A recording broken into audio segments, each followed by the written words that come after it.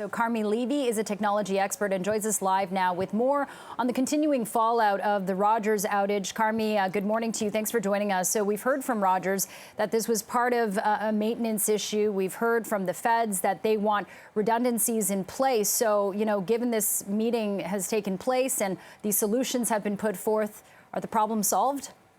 No, not even close. I mean, I think the government has taken an important first step because in the past, typically the government has just really stood by, allowed the industry itself to essentially self-regulate. An outage happens, they send some compensation, they apologize, life goes on, nothing really changes. So this is the first time that the federal government has said, you know what, enough, and pulled everyone into a room and said things have to change. So we're not quite there yet, but this is really an important inflection point because this has never happened before. I've never seen an industry minister so angry. And if you're a consumer, and I'm one of them, it's a really good thing. It finally changes afoot, even though it'll probably take some time for it to kind of be put into place.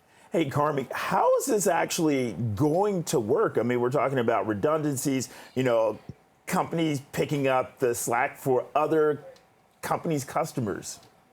It's interesting because if you look at the internet in general, that's the way it was designed. It was designed to survive a nuclear war when entire chunks of it would have been taken out by an attack, and traffic had to automatically be rerouted to other parts of the network to keep everyone alive, everyone connected.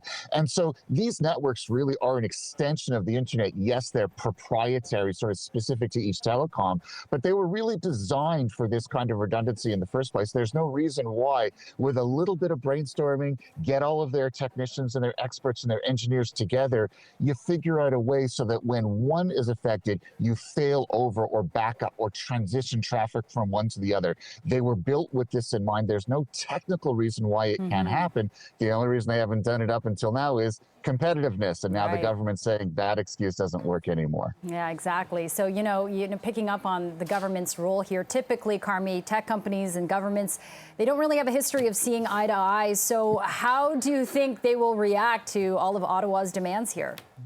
Well, I mean, I'm expecting the tech companies are probably looking at their bottom line, the telecom companies looking at their bottom line and going, geez, now it's going to cost us more. And at the end of the day, for them, in recent years, it has always come down to cost. They reduce the amount of money they put into customer service. They spend as little as possible as they can on engineering because obviously profit is the name of the game. And I think the message now is that this is a public trust. 911 service was not available to millions of Canadians. Never mind your bottom line profit or your shareholders.